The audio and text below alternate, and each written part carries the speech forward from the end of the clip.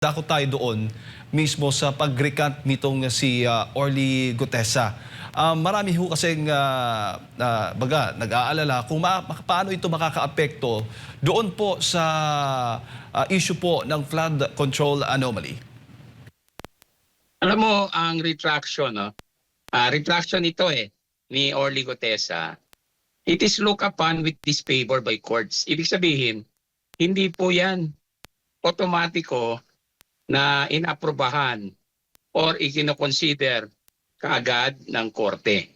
Hinihimay yan At saka pinoprobe mabuti ng isang investigador or ng judge kung aabot na yan sa korte later kung voluntary ba yan, kung wala bang nagkaroon ng coercion, intimidation, or suhol.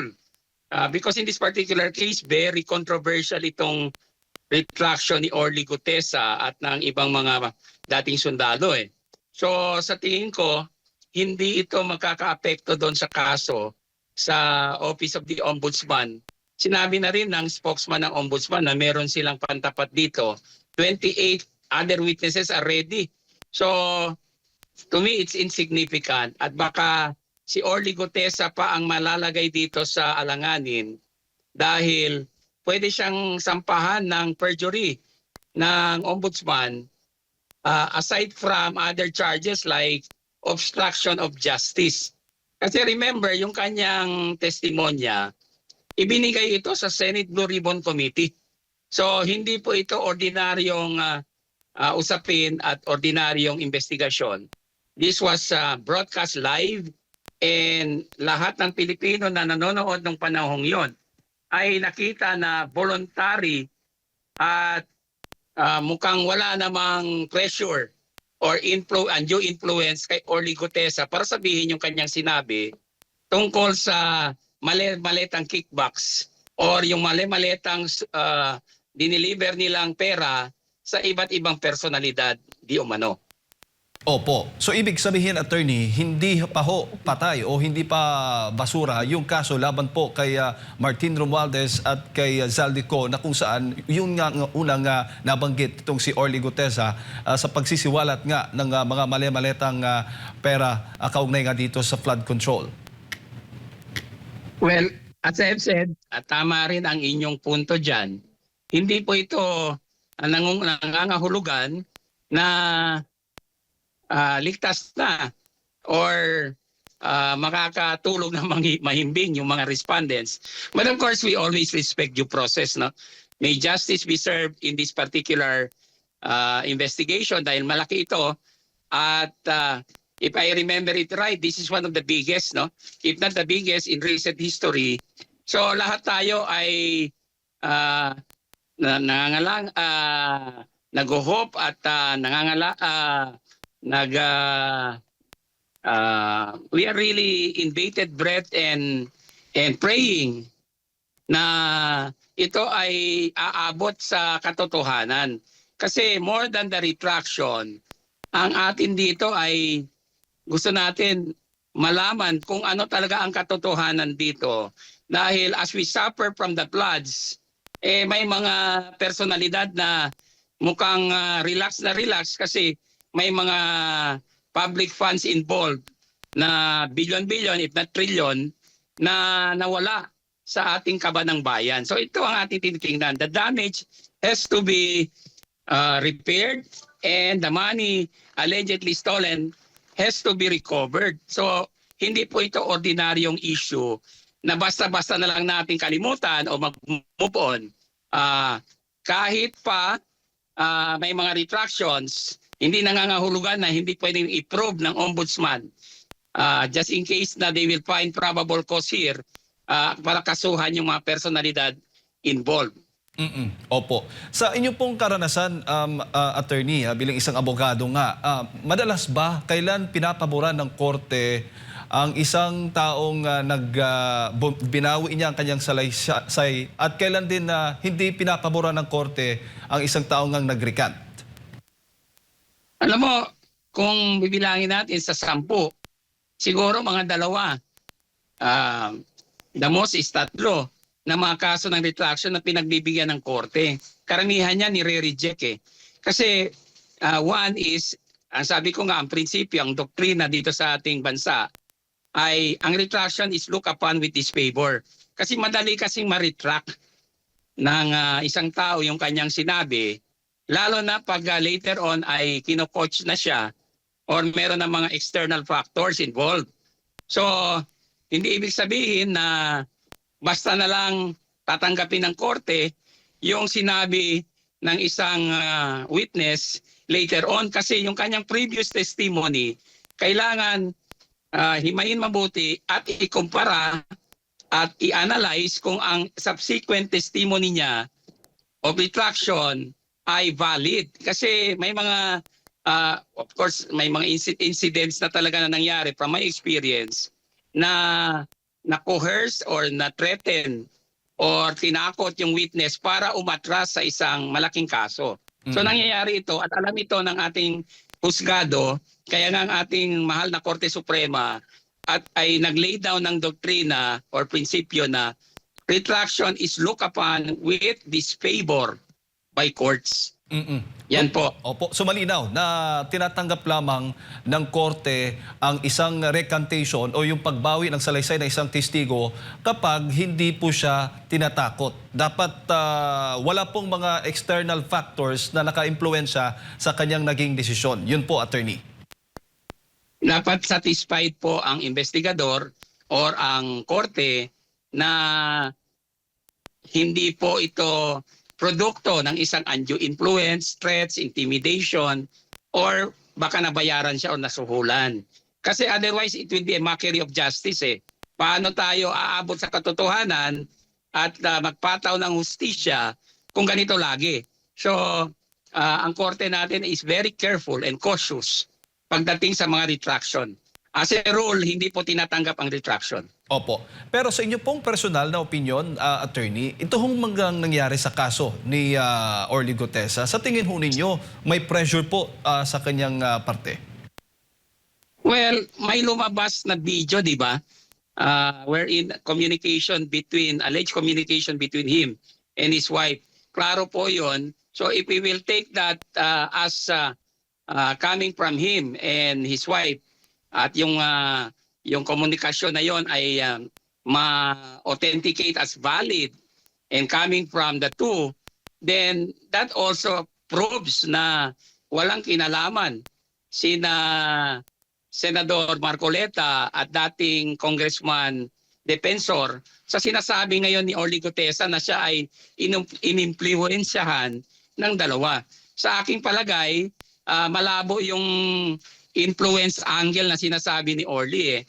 Sa tingin ko, meron talagang mga hidden hands behind him na nagdidikta sa kanya at ito ay naalarma dito ang ombudsman, causing them to issue a statement, a very strong statement laban dito sa retraction, hindi lang ni Orly Gutesa but also of the 4 other former soldiers. Opo. Pero sa tingin ninyo, attorney, ay madali o matatagalan pa ba yung pagsasampa ng kaso laban dito kay dating Speaker Martin Romualdez?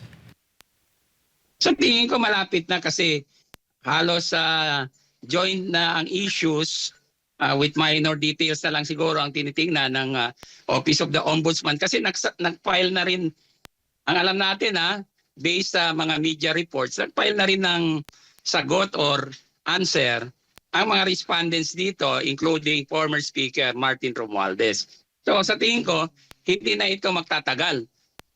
Anytime the Office of the Ombudsman may come up with its findings kung meron bang probable cause to indict the respondents dito sa kaso ng flood control. At kung makakasuhan man, possible din ho ba ay makakapagpiyansa rin at later on ay makakalaya? Depende yan kung ano yung charges. Kasi kung plunder, alam naman natin non-bailable.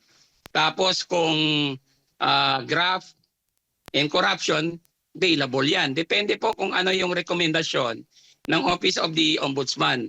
Kasi after the resolution meron pa yung karapatan naman ang respondents to file their motion for reconsideration at questioning yung resolution if sa tingin nila ay hindi tama, no, sa kanilang assessment. Well, the respondents are represented by many lawyers. Magagaling yung mga abogado ng respondents. But in this particular case, very significant itong kaso na ito kasi this will also affect yung mga pending cases at saka yung mga asunto relating to the flood control controversy. At kahit na nag-recant itong si Orly Gutesa, may iba pang mga dating sundalo, mga dating bodyguards po ni Zaldico ang tumistigo. At sa tingin ho ninyo, matibay pa rin ho yun. Hindi ho nakaapekto yung naging pag-recant ni Orly Gutesa doon naman sa mga testimonya nitong mga itinuturing nating Brave 18 o Brave 14. Actually, meron pang Brave 14 plus 4 eh. Diba? So, may 4 na hindi pa nag-execute ng affidavit. So, kung lalabas sila at mag-execute ng affidavit at isasabit sa Office of the Ombudsman, baka hindi lang 28 yung sinasabi ng Office of the Ombudsman na other witnesses. But one thing is clear, ang hinahanap ng taong bayan dito ay hustisya. More than the personalities involved. Ang nakataya dito ang ating kredibilidad bilang bansa that our country is capable of exacting justice at dapat ito ay magsilbing halimbawa sa ibang mga kaso kasi medyo malaki ito. This involves more than 50 billion pesos at sa tingin ko pag dito successful ang prosecution ng kaso makakatulong ito doon sa mga pending cases against other big fish or personalities at high profile na mga investigasyon. Opo. Bago ko lang ipasa kay Partner Admar, sa tingin ho ninyo ngayon kasi laging naaalala itong flood control anomaly dahil sa mga pagbabaha na nararanasan natin dahil dulot nga ng mga sunod-sunod na pag-ulan dito sa Luzon, particular sa Metro Manila. Sa tingin po ninyo, dapat ipagpatuloy ng Senate Blue Ribbon Committee o ibigay na lang sa Ombudsman? Sila na lang bahala pong mag-imbestiga dito sa anomalya sa flood control projects. Alam mo, sa dami ng personalities involved at sa laki ng pera na wala sa ating kaban at dahil na rin sa demand ng ating publiko na malaman nila ang katotohanan. Sa tingin ko, the investigation should not be limited sa Ombudsman. Dapat tumulong talaga ang Senado kasi nauna naman ang Senate Blue Ribbon Committee dito. Kasi nagkakaroon ng suspicion ng pagtatakpan ng asuntong ito, ng isyong ito, kung ang Senado ay bigla na lang magsasara ng kanilang investigasyon. Why not continue it independent of the investigation being done by the Office of the Ombudsman? Wala namang problema doon. At saka para mawala yung agam-agam, yung suspecha ng maraming Pilipino na nakakaroon ng pagtatakpan or obstruction dito on the part of the Senate. I'm not saying that all the senators are doing that. There may be some personalities in the Senate that appear to be trying to, outmaneuver itong investigasyon na ito at saka gumagawa ng mga issue para pagtakpan ito at hindi sila matamaan. But at the end of the day, ang gusto ng mga Pilipino ay maklaro ito at malaman ang buong katotohanan because the senators and the congressmen are elected officials and the executive is also accountable to a certain extent dito dahil sila naman ang pumirma dito at nag-execute at saka ang budget ay inaprubahan din ng Kongreso. So this is a dual responsibility ng executive at legislative branches. Kaya dapat i-continue. Ang panawagan ko nga the past several weeks ay dapat while tinatapos yung impeachment trial, pwede naman mag-conduct ng investigasyon ang Senado dito sa flood control. Kasi hindi na mapipigilan yung gusto ng taong bayan eh. Galit na galit ang taong bayan. Habang tayo ay binabaha, mukhang merong mga forces trying to muddle the issue sa flood control para hindi malaman ang buong katotohanan. That should be prevented. And if we are a government of laws and not of men, then bakit takot ang ilang mga politiko na humarap dito sa isyong ito? In the first place, sila naman ang hinalal ng taong bayan at sila naman ay merong partisipasyon dito sa flood control corruption na ito na nangyari. The biggest in the history of the country. Pwede bang Yes, maging Mark. rason ng Senado na hindi na namin maiimbestigahan yan, lalo na ngayon na budget season, meron pang impeachment. Ano masasabi niyo po? Alam mo, if there's a will, there is a way. Hindi naman ibig sabihin na nakatutok sila sa impeachment.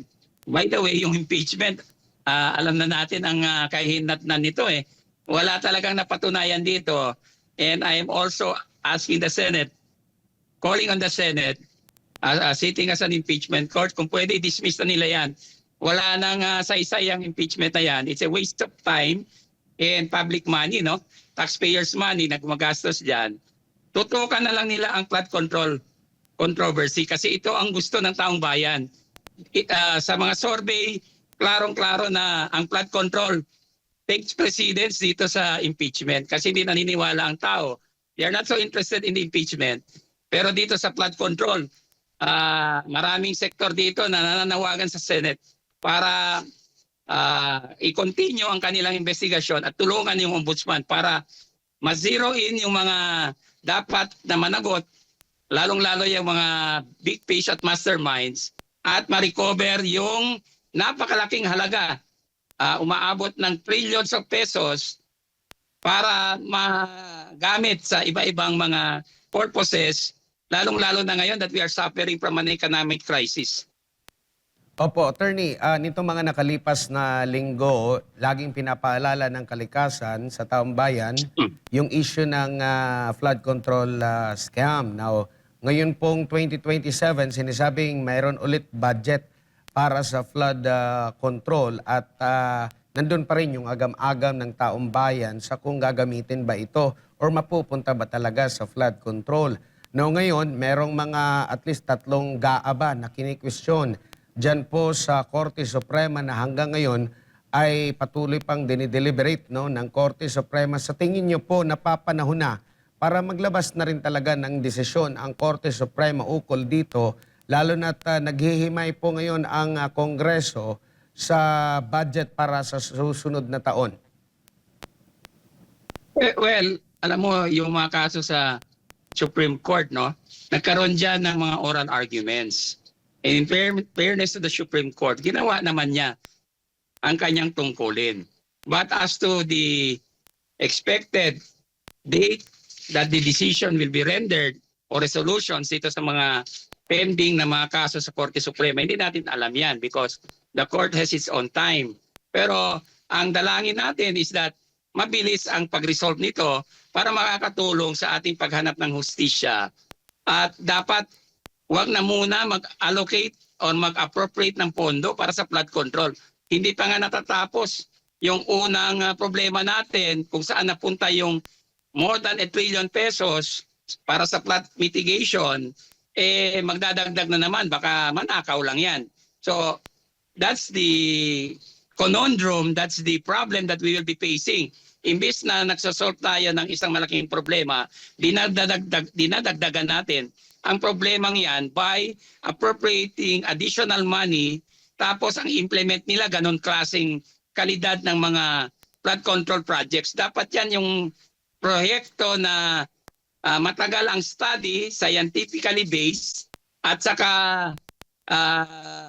yung hindi talaga basta-basta masira sa mga baha at saka sa mga season wherein we experience heavy rains. Kasi kung ganun pa rin ang sistema, maliliit na flood control projects at saka substandard, kahit walang ghost na, substandard pa rin, walang mangyayari because we are just adding to the problem. So dapat maghihintay tayo dito at saka pag-isipan mabuti. Dapat yung mga malalaking proyekto, tapos kung pwede, foreign funded, at saka bantayan talaga ng taong bayan para hindi manakaw yung pondo. Opo, dito naman po tayo sa impeachment po, attorney. Ano po ang basa niyo po? Meron na po bang malinaw na patunay na may binulsa ang Vice Presidente sa pera ng taong bayan gaya po ng mga akusasyon ng mga kritiko sa pangalawang Pangulo? Alam mo, yung kanilang propaganda hindi tumutugma doon sa ebidensya na inilahad nila sa impeachment court. Sa ngayon, wala pa silang napapatunayan na nagkasala ang ating Vice Presidente Sara C. Duterte. Ang nangyayari is that there is exaggeration, there is black propaganda na nilalabas sa media and social media, pero base doon sa nakita natin sa impeachment trial, walang nangyaring ganon eh. Yung kanilang articles of impeachment until now have not been proven. In fact, nakakatawa yung ilang witnesses sa kanila, yung prinisenta nilang mga witnesses, dahil imbis na makakatulong sa kanila, ay lalong nagpalubhan ang kaso or ng mga aligasyon ng prosecution. So, sa tingin ko, walang patutunguhan ito. Sabi ko nga kanina, kung pwede, i-dismiss na nila to, iurong na nila yung kanilang articles of impeachment dahil sayang lang ang ginagastos dyan na ang estimate is 25 million pesos per day, tapos wala namang napapatunayan.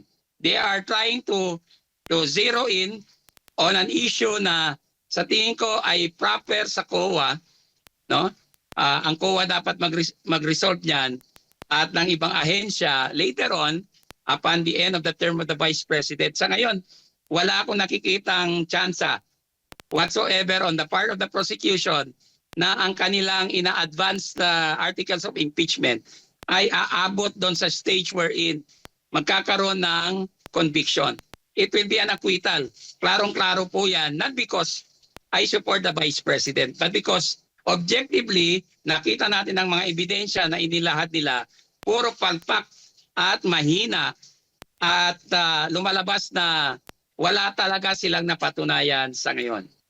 Opo, and sinasabi nga po na possible na isusunod din nila itong unexplained wealth na naman po, attorney, lalo na yung pagko-question, yung pagpasok, paglabas ng pera, in-add up nila, kaya umabot sila sa bilyong-bilyong piso, pero mahahalata naman na nagkakaroon po ng selective justice.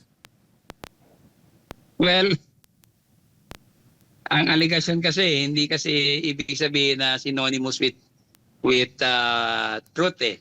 So, madaling mag-allege, madaling mag-akusa, pero napakahirap naman mapatunayan.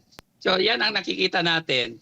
Kung hindi nila magawa doon sa unang mga articles, yung kanilang tungkulin na patunayan yung kanilang inaakusa sa ating Vice Presidente, wala akong nakikitang tsansa sa kanila on the part of the prosecution na mapapatunayan nila itong alleged ill-gotten wealth. Walang ill-gotten wealth. In fact, very questionable yung article on that because pati yung pagka non-impeachable officer pa ng ating Vice President when she was Vice Mayor at Mayor, gusto nilang isama. Hindi pwede po yun kasi hindi covered po yun ng impeachment. So you see the defect there. At saka, if you start on the wrong foot, you will end up on the wrong foot. Dito, yan ang nangyari. Sa umpisa pa lang, nag-mini trial sila sa House. Tapos ang mga witnesses na pina-testify nila doon ay mga questionable yung kredibilidad at mga sinasabi. So, the more dito masisira ang kanilang kaso. Lalong-lalo na kung ipresenta nila itong si Ramil Madriaga, an alleged kidnapper or kidnapping mastermind, lalong masisira ang kaso ng prosecution. Maging katawa-tawa ito at at the end of the day, it will spill yung katotohanan na ang House ay hinahabol nila ang Vice Presidente, not really for accountability and transparency, but for political purposes only. Opo, huli na lang po mula sa akin, attorney, yung grave threat umusad, no? Laban kay Vice President Duterte na kaso. Habang yung inciting to sedition naman ay nabasura. May epekto po ba ito? Questionable din po ba ito, lalo na doon sa timing po, attorney? Actually, questionable talaga yun. Because an impeachable officer should not be subjected to a criminal proceeding. Kaya nga, nag-schedule ng oral argument or diskusyon ang korte, yung Regional Trial Court sa Quezon City dito. Kasi sinabi ng depensa na ito ay hindi tama, hindi ito tugma sa ating batas. This is a violation of the right of the Vice President. She's an impeachable officer facing impeachment in the Senate. Tapos bigla na lang magpapay ng NBI and DOJ nitong kaso sa Regional Trial Court. This is really a cheap shot and sa tingin ko hindi uusad dito kasi ang impeachable officer cannot be subjected to a criminal indictment or subjected to a warrant of arrest while she is enjoying her status as an impeachable officer. With more reason dito kasi wala pa ngang napapatunayan dito sa impeachment tapos iuusad nila, i-insist nila itong criminal proceeding. This is really a breach of the right to due process of the Vice President and this is not in consonance with the rule of law. Opo. Siguro, attorney, mensahe po ninyo, paalala sa ating mga kababayan, lalo't later on nga today ay magpapatuloy nga itong impeachment trial ng pangalawang Pangulo. Ang aking hiling ay dapat bantayan po natin ang prosesong yan. Although we are praying and hoping na iurong na ng prosecution or ng lower house yung kanilang articles of impeachment dahil wala silang napapatunayan at i-dismiss na ng korte yung kasong yan dahil sa sitwasyon na yan. At dahil rin merong depensa na inilahad sa answer, no? At kautelam ang depensa, yung affirmative defenses. So whatever it is, depende rin yan sa impeachment court. We let them rule on that. So bantayan natin. And I'm hoping and praying also na simula na ng Senate Blue Ribbon Committee yung pagpapatuloy ng investigasyon sa flood control scandal para ang taong bayan ay hindi na magsuspecha na merong pagtatakpan dito sa flood control scam.